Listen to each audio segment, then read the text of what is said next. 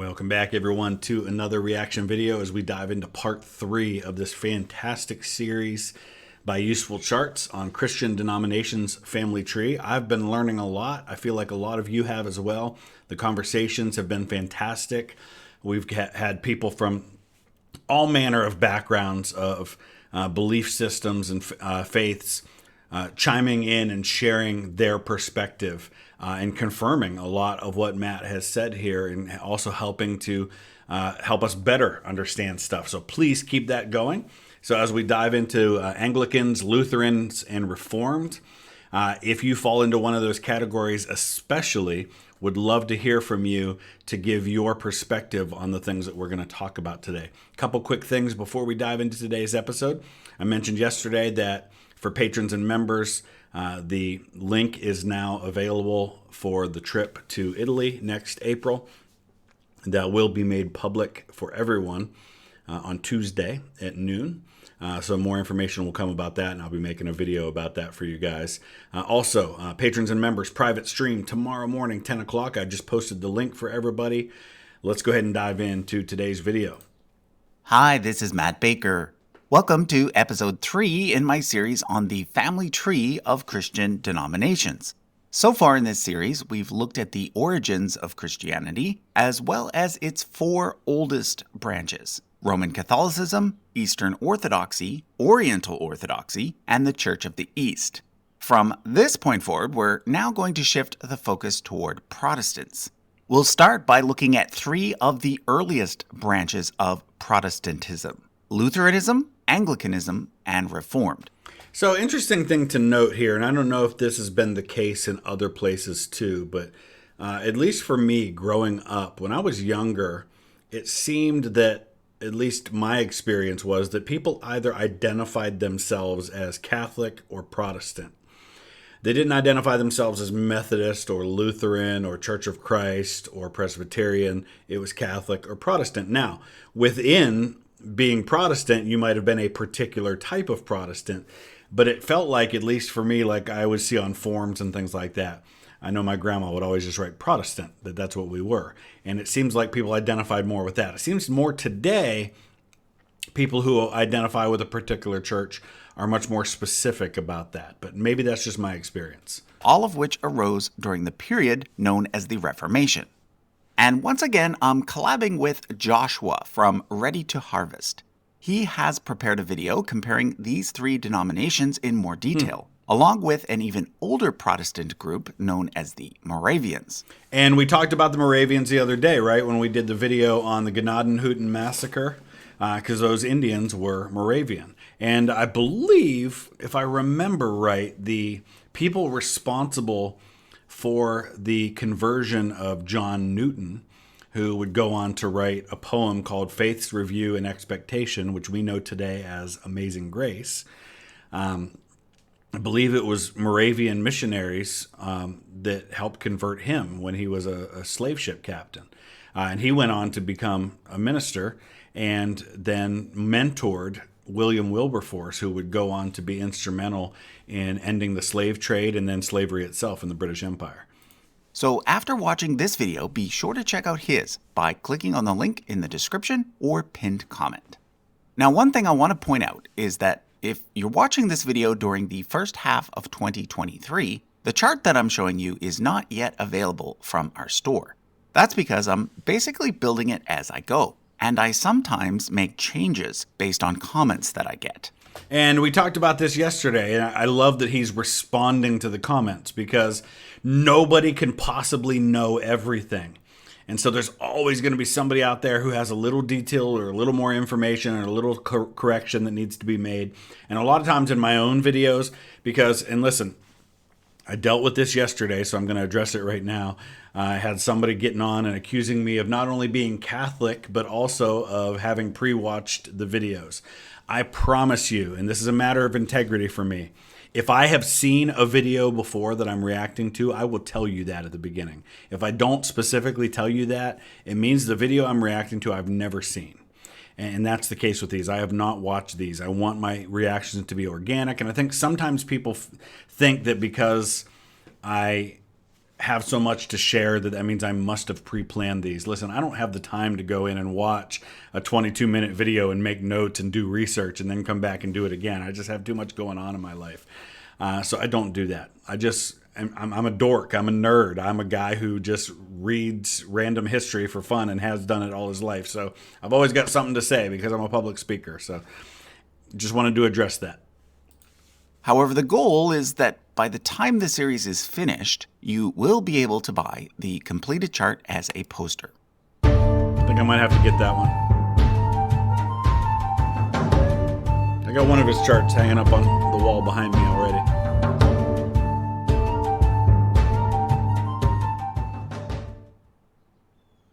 So let me begin by showing you a few changes that I made based on comments I received on episode 2. Last time, I incorrectly stated that the Maronite Catholics, Coptic Catholics, and Syriac Catholics all broke away from the Eastern Orthodox Church. The Maronites were actually independent and became affiliated with Rome during the 1100s after the First Crusade. And the Coptic and Syriac Catholics, they broke away from the Oriental Orthodox Patriarchates, not the Eastern Orthodox Patriarchates. Also, I previously had the Georgian Orthodox Church stemming from the Russian Orthodox Church, which is kind of true because eventually they did fall under their jurisdiction for a while. However, they also have very deep roots, going all the way back to the year 1010. So I've changed their position to indicate that origin instead. Also note that I've added dates throughout the chart in order to make the timeline of each church's independence more clear. I like that. Finally, I added the Old Believers, who broke away from the Russian Orthodox Church in 1666 because they did not like certain reforms that were made at that time. 1666, quite a year, and of course, it's impossible not to point out the 666 in there, which comes from the book of Revelation. It's given as the number of the beast. It's also the year the Great London Fire happens. Okay, let's now talk about the Protestant Reformation, which is usually said to have started in the year 1517. This was the year that the German priest Martin Luther published his 95 Theses, in which he challenged the Catholic Church on several issues. However, it can be argued that there were actually Protestants before this date. That's true. But you have to kind of point to something with the Reformation. There have always been, and listen, Martin Luther did not start out with the goal of breaking away from the Catholic Church and starting a separate religion. And I honestly think he probably would be horrified by the fact that there's a denomination of Christianity that is named after him, the Lutheran Church. And I know there are multiple Lutheran churches, but I think that would horrify him. It's just my observation. But no, he wanted to fix what he saw as problems in the church. He didn't want to break away from the church, but when he realized that the things that he was trying to push for were not being embraced, then there was really no choice. Or at least Proto-protestants. A good example are the Waldensians, named after Peter Waldo, who lived in the 12th century. The Waldensians lived a life of poverty and believed that anyone could preach from the Bible, not just priests. There are actually still Waldensian churches today. And listen, I'm going to get into a little bit of theology here for a minute, and this is where it gets complicated. There's something called proof texting, which is basically you start with what you think is true, and then you find Bible verses to confirm it, which can be dangerous because when you take one or two verses out of the context of the whole, it can come across as saying something it's not really saying.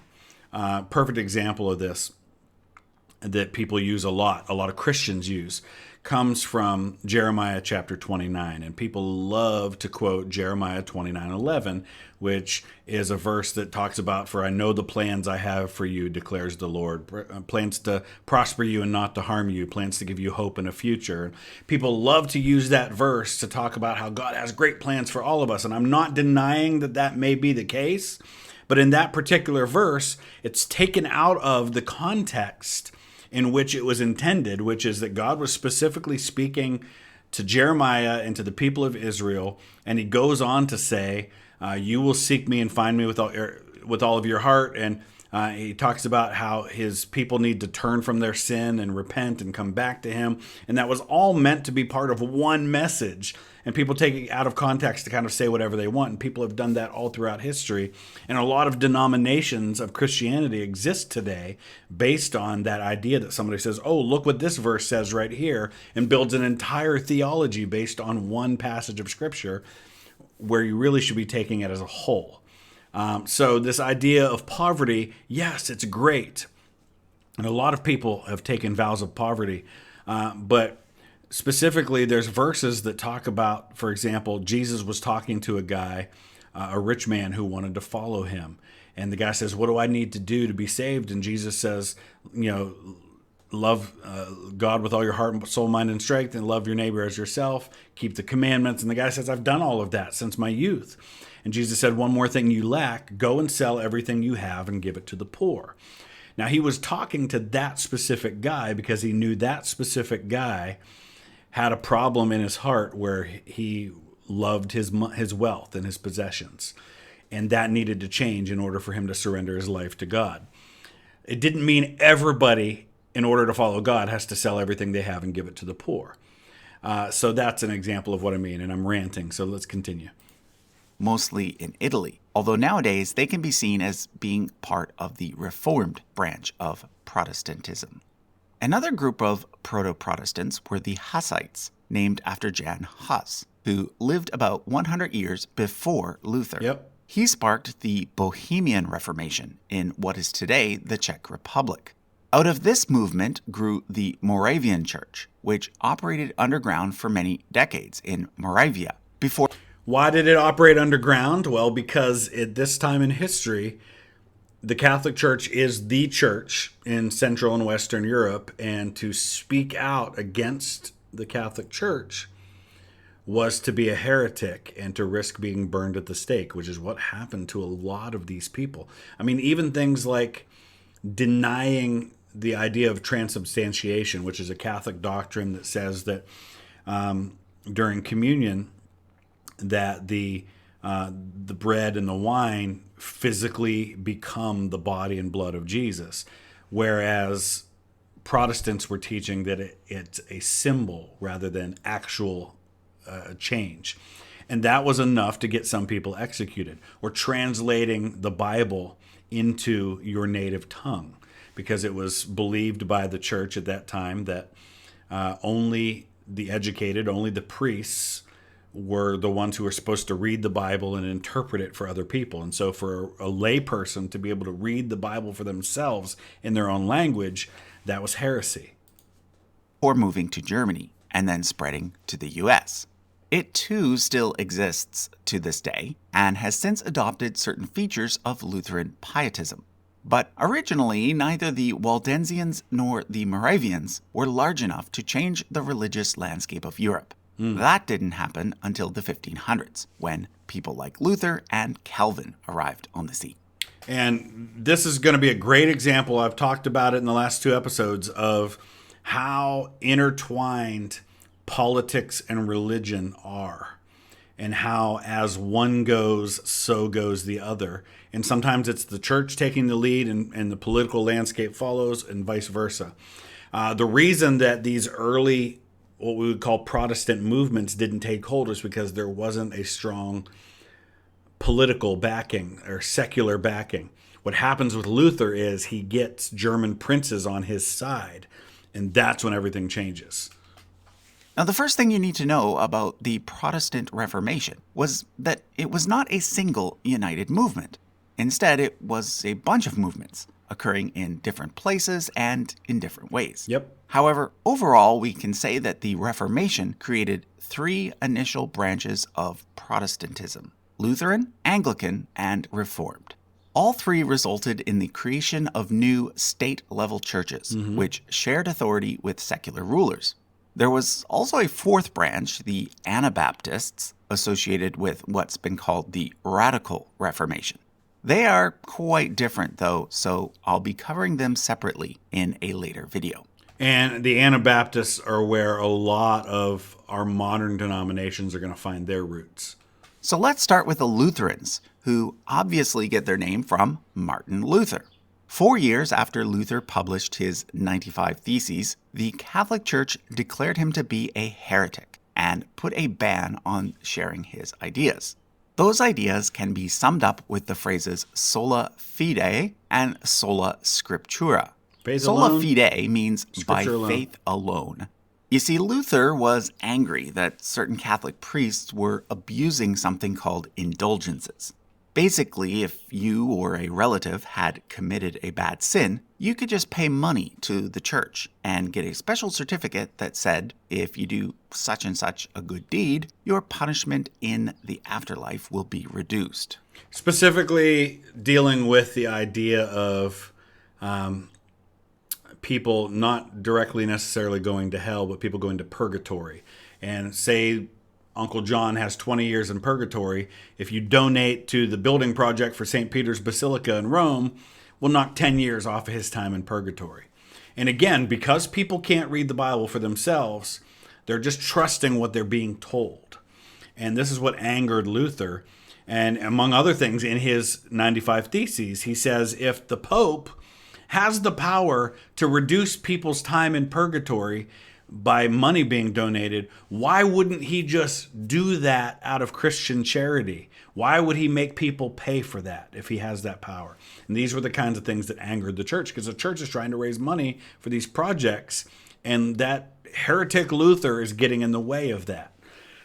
He talked about the idea, and this is a big debate to this day in the church, right, is faith versus works. There are scriptures that talk about how faith without works is dead. But what does that mean? Well, most Protestants, myself included, would argue that the interpretation of the Bible says that, well, the works, the things that you do, are evidence of the faith that you have. And that was what was meant by faith without works is dead. Is that if I say I have faith, but it doesn't make a change in my life and how I treat people and how I live, then is there really a faith if there's no evidence of it? Whereas other people would say that the works are an extension of and a part of your faith, and that without those works, you really aren't saved. So again, it's just all about interpretation. Protestants argue that the only thing that makes a person right with God is having faith in Jesus, not doing good works. And I should say, too, I should clarify this, because I don't want this to turn into a theological debate and things like that, that there are also degrees of that within that, right? In my system of belief, we believe that baptism is an essential part of the salvation process. And so some might argue that that is a work, that that's not faith alone, that it's not just about what I believe, but also things that I need to do. So sola scriptura means by scripture alone. According to Protestants, the Bible is the ultimate authority, not the Pope or the church or anyone else. So like I said, Luther was made an outcast, and at first, it looked likely that the church would find some way to have him killed. Yeah. However, one of the main German princes offered him protection, and go. then several other German princes supported his ideas as well. And that's what I mentioned earlier. That's what changes, is the support of powerful people in government, you could say.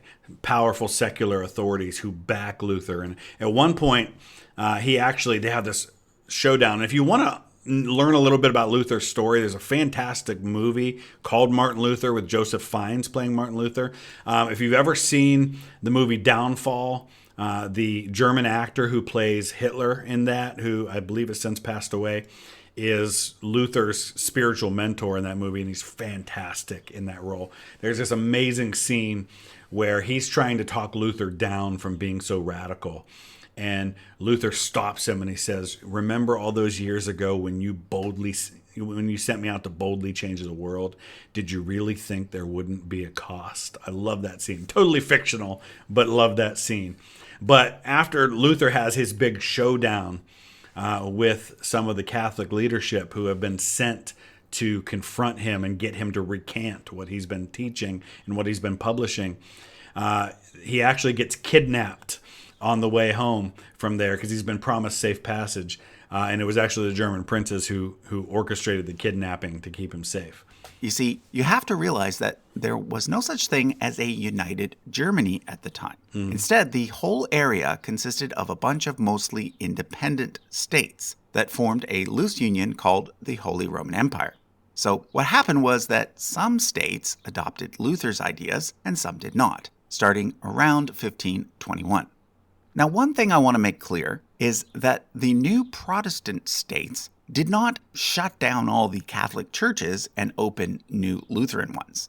Priests and churches that were previously Catholic simply became Lutheran, and more reforms and changes were implemented over time. Two of the earliest German states to embrace Lutheranism were Saxony and Hesse. They eventually formed a military alliance called the Schmalkaldic League to defend themselves against the Catholic Emperor. And now here's how you see how politics and religion intertwine again, and we're going to have the 30 Years' War, which is this just insanely bloody conflict that happens. What do we always joke about at holidays? Don't talk about politics or religion. Well, now you're going to have politics and religion dividing people who were previously united, and that's going to lead to some really nasty conflict. During the 1530s, the three main Scandinavian countries, Denmark, Sweden, and Norway, aligned themselves with Lutheranism as well, cutting ties with the papacy and creating state churches instead. To this day, these three churches are still the largest churches in their respective countries, although the only one that is still an official state church is the Church of Denmark. Now, if we zoom forward about 300 years to the time just after Napoleon's defeat, we get the formation of the Prussian Union of Churches in 1817. At this point, Prussia, which was Lutheran, was now the dominant German state, and it ended up annexing a bunch of smaller German states, some of which had been Calvinist, which we'll be discussing in a bit. So basically, the Lutheran churches and the Calvinist churches were merged together to form a single denomination. Now, not everyone was happy about this, especially on the Lutheran side, because some felt that their beliefs were going to have to be watered down in order to accommodate the Calvinists. So during the remainder of the 1800s, there was a quite large migration of German Lutherans to the American Midwest. Initially, there were dozens of different Lutheran councils and synods. So this is another great point because a lot of areas of the United States are very heavily inundated by certain types of churches, right? In the South, you got a lot of Southern Baptist churches. Where I live in Ohio, we have a very heavy representation of the background that I'm a part of, which is independent, non-denominational Christian churches and churches of Christ, because the movement that we were formed from started in this part of the country, in the Ohio River Valley. And so Eastern Kentucky, West Virginia, Western Pennsylvania, Ohio have a lot of those churches. The places where Germans settled heavily are going to have a lot of Lutheran churches. Pennsylvania, for example, is going to be a place where you're going to see a lot of those. In the U.S., some Danish, some Swedish, some Norwegian, and some German. But over time, the various church groups merged so that by the 1960s, there were just three major Lutheran denominations: the American Lutheran Church, the Lutheran Church in America, and the Lutheran Church Missouri.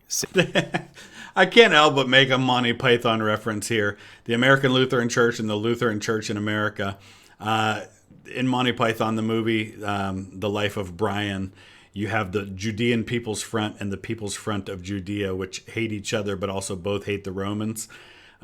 So it's interesting sometimes to see how these very minor differences can lead to slightly different things. And like I always have to clarify to people when people find out that I go to a church that's called the Church of Christ, I have to say, but we're not the ones who don't use music in our services, because there's an entirely different group of churches that use that same name, but are completely different than us. Synod. However, during the 1970s, a controversy arose within the Missouri Synod that involved their seminary, a seminary being a place that trains clergy. Basically, the church felt that the school was becoming too liberal, So the president of the church had the president of the school fired. This led to the creation of seminates, meaning seminary in exile, as well as a new denomination called the AELC, standing for the Association of Evangelical Lutheran Churches. But then, during the 1980s, the AELC merged with the ALC and LCA to form the Evangelical Lutheran Church in America.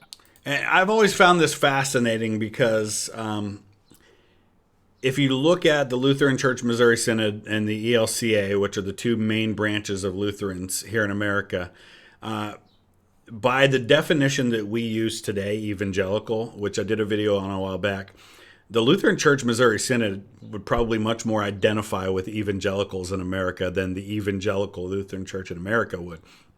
ELCA tends to be much more of what we would call a mainline Christian denomination, much more liberal than, say, the Missouri Synod is. I don't understand a lot of the differences, but that I do know is one of the main differences between the two. So nowadays, there are two main Lutheran denominations in the U.S. There's the more conservative Lutheran Church Missouri Synod and the more liberal Evangelical Lutheran Church in America, which to many people is a bit confusing because in the U.S., the word evangelical is generally associated with conservatives. And see, that's a perfect example right there of how you know I didn't watch these videos ahead of time because...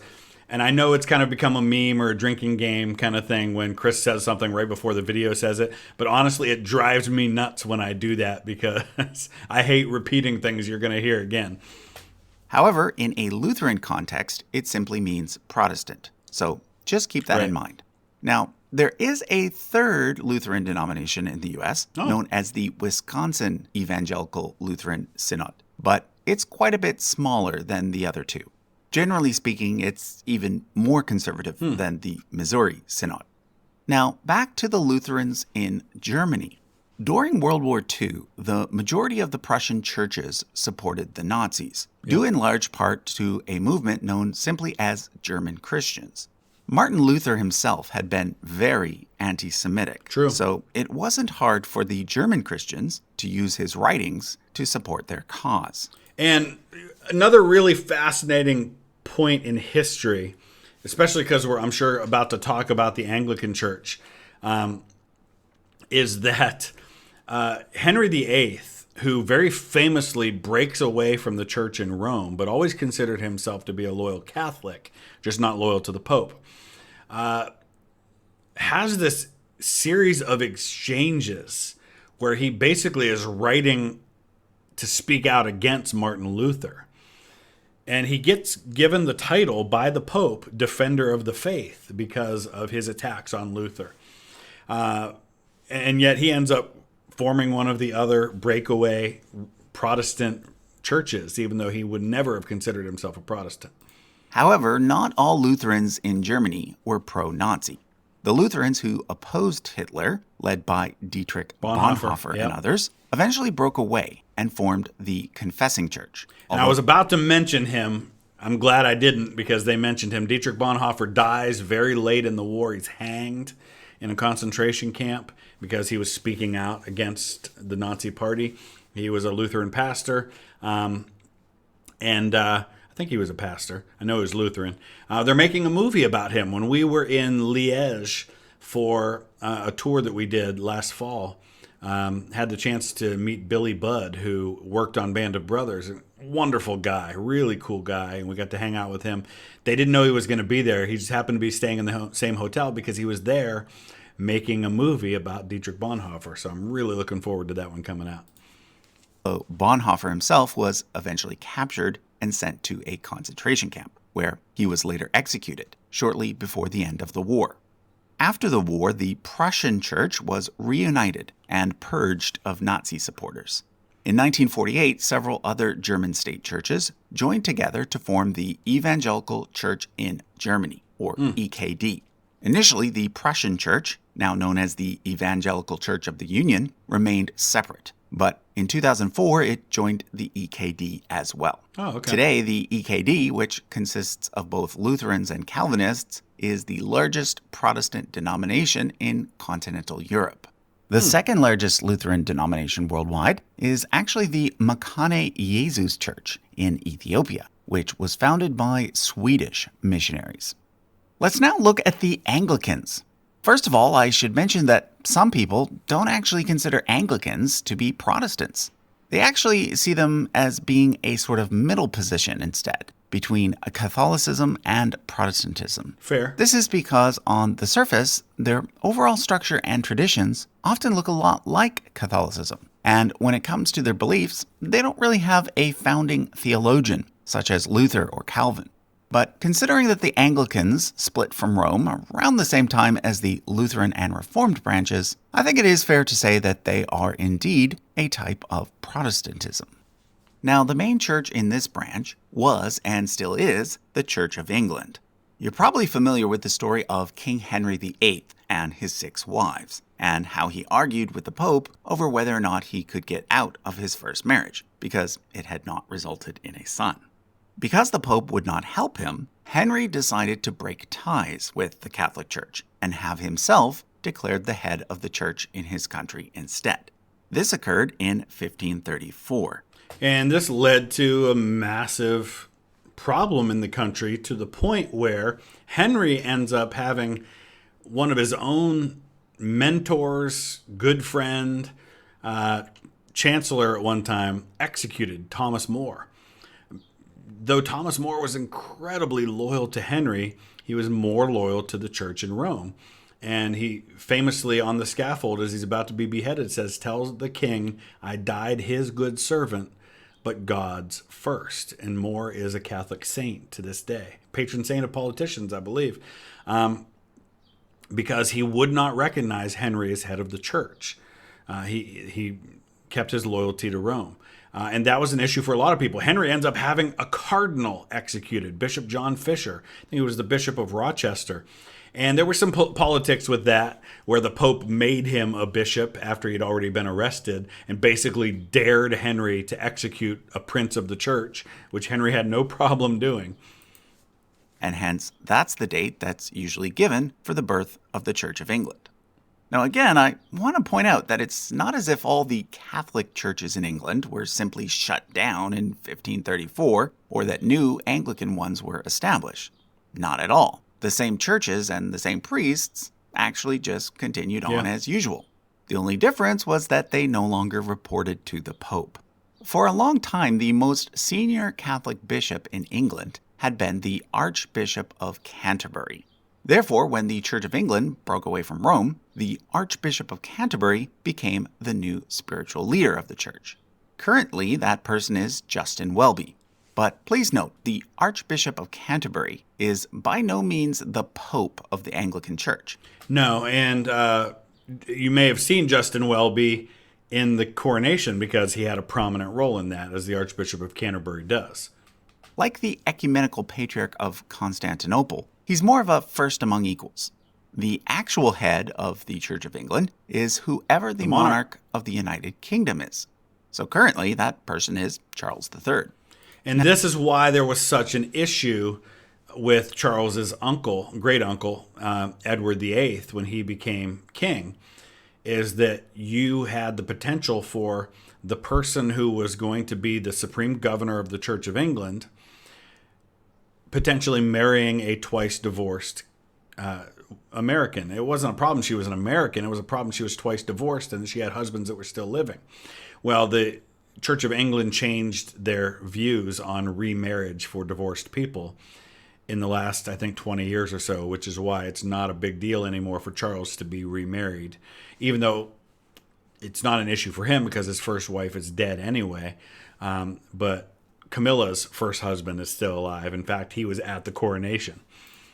Now, at the time that the Church of England broke away, the King of England was also the King of Ireland. So around the same time, the Church of Ireland came under the control of the English king as well. But unlike in England, most of the Irish remained loyal to the Pope.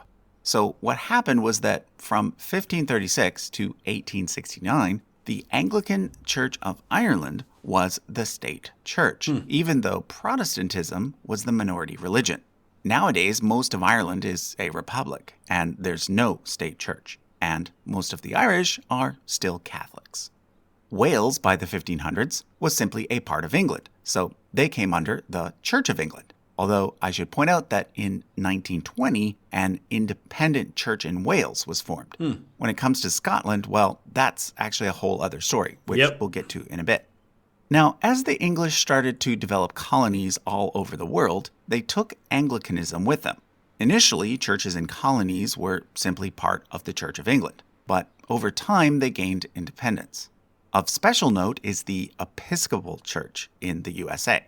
Basically, when the American colonies split away from Great Britain, the Anglican Church there split away as well, becoming known as the Episcopal Church. Episcopal meaning led by bishops. Over time, the Anglican churches in South Africa, Canada, Australia, etc. became independent as well. And it's important to note that the Episcopal Church is not the only Protestant denomination that has bishops. The Methodist Church, for example, they have bishops as well. So that today, rather than just the Church of England, there are now 42 autonomous churches that together form the Anglican Communion. After the Church of England, the two largest are actually the Church of Nigeria and the Church of Uganda. And I should note that altogether, the Anglican Communion is currently the third largest division within Christianity, the largest being Catholicism and the second largest being Eastern Orthodoxy. However, that might be about to change because it looks as though the Anglican Communion is on the verge of splitting in two. The reason is that most of the leadership in the Western churches, in places like the UK, US, Canada, and Australia, support blessings for same-sex couples, whereas most of the leadership in the rest of the world do not. And that's also happening right now with the United Methodist Church, where the United Methodist Church has actually gone so far as to actually put a plan in place for local churches who choose to leave the United Methodist denomination over the issues of same-sex marriage. Because in the Methodist Church, for example, the denomination owns the properties, owns the buildings. The pastors are appointed by the denomination, I think at the conference level. And so there has to be a process for those congregations to be able to leave because they're leaving with church property. And so all of that has to be figured out. And I know that there are local churches here in the area where I live who are currently going through that process. So, for example, the Church of Uganda and the Church of Nigeria are part of an organization called the Global South Fellowship of Anglican Churches. Just a few weeks ago, in February of 2023, they voted to no longer recognize the Archbishop of Canterbury as their spiritual leader. So it's yet to be seen whether the Global South Fellowship will leave the Anglican Communion altogether or whether some other resolution will occur.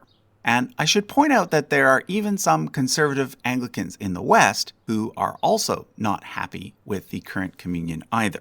So, for example, some churches belonging to the Episcopal Church and the Anglican Church of Canada have split away to form the Anglican Church in North America, which is in communion with the Global South Fellowship, but not with Canterbury.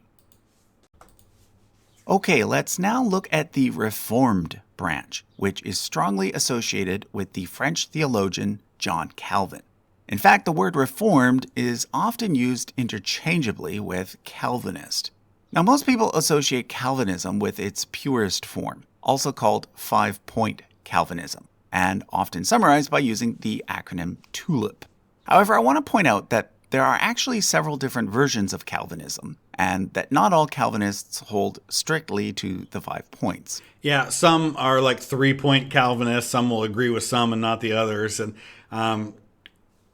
anyway, I'll let him explain it all. Generally speaking, the main difference between Calvinism and other forms of Christian theology is that Calvinists believe in some sort of predestination, meaning that some people are destined for salvation and some people are not. But in this video, we're mostly concerned with denominations, not theology. So let's now look at the Reformed tree. Although the Reformed movement started in Switzerland, one of the main places where it really took hold was in the Netherlands.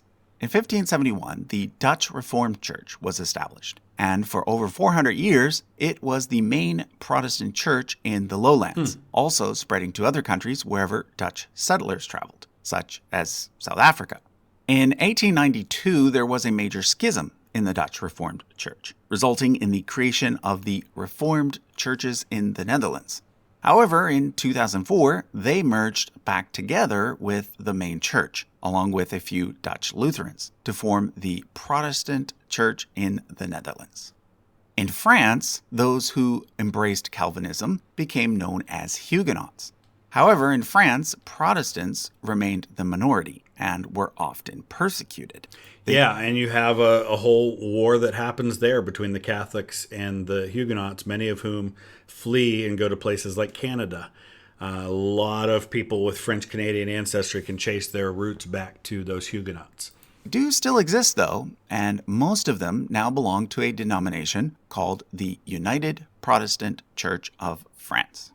Which brings us to the Church of Scotland, which ended up following a very different path than that of the Church of England. We better talk about the Reformed Church in Hungary now, because that's where my wife comes from. My wife's great-grandparents were baptized in a Reformed church in Hungary. There, a theologian... And yes, there is your mention of my family, which is a requirement in every video. ...named John Knox led Scotland to embrace Calvinism, as well as a type of church government in which groups of presbyters, or elders, make decisions. Thus, this branch of Reformed Christianity became known as Presbyterianism. And you want to talk about another great example of politics and church merging and driving one another. So much of what's happening in Scotland at this time has to do with the power of John Knox and the influence of the Presbyterians and the way in which, for a while, these separatists from the official church then are going to be persecuted and driven out. And many of them, you go to Edinburgh, for example, and you see memorials there to the people who were fighting against the official church. It spread to Ireland and then also to the American colonies, where eventually the Presbyterian Church of the USA was formed. Because of the nature of Presbyterian church governance, there were a lot of splits and mergers within American Presbyterianism. I won't show most of them. However, I do want to point out that because of the U.S. Civil War, the church was pretty much split in two in 1861, resulting in a new Southern-based denomination called the PCUS. That division stayed in place until 1983, when the two parts were merged back together to form the Presbyterian Church USA. However, a decade before the merger, a group of conservatives split away from the PCUS to form the Presbyterian Church in America. Another type of Christianity that is associated with Calvinism is Congregationalism. In the next episode, we'll be looking at the English Puritans and Separatists, who were among the first Europeans to settle in America. They had a theology similar to the Presbyterians, but had an even more democratic form of church governance. So as I'm looking at this chart, and I'm sure he's going to talk about where it says various Reformed and Lutheran churches in the U.S., on the surface, it doesn't seem like the Lutherans and the Reformed have a lot in common, other than that they're both Protestant and grow up at kind of the same time out of the Catholic Church. But in places like central Pennsylvania, for example, that were heavily settled by Germans, you'll very often see the UCC church, which at one time was a Reformed church, and the Lutheran church either right next to each other in the same town, maybe even sharing a cemetery, or sometimes even meeting in the same building. Basically, in Congregationalism, every local church is independent and can make its own decisions. Several of the early American colonies had Congregationalism as their official state religion, including Massachusetts, Connecticut, and New Hampshire. In fact, 3 famous Ivy League schools, Harvard, Yale, and Dartmouth, were all founded by Congregationalists. Over time, though, other denominations eclipsed Congregationalism in the U.S., so that nowadays it's actually one of the lesser-known branches of Protestantism. And it's very confined to New England, as he was talking about there. You don't see those a lot of other places. You do see congregationalism in a lot of other places, like in the Restoration movement, which I'm sure we're going to talk about. In 1957, the largest Congregationalist denomination merged with the ENR Church, which was a mixed Lutheran Reformed church, to form the United Church of Christ. Okay, so that's where we're going to end this episode.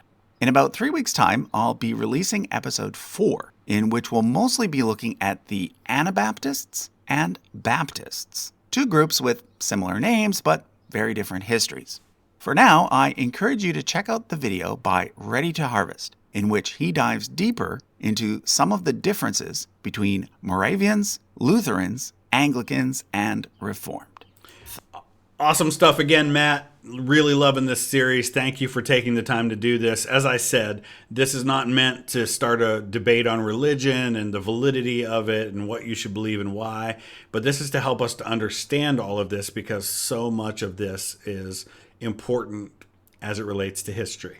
So I hope you've enjoyed that. If you are a part of any of these churches we've talked about today, I would especially love to hear from you and what your background is and what your views on all of this are and how accurately he portrayed these things. Thanks for watching. We'll see you again soon.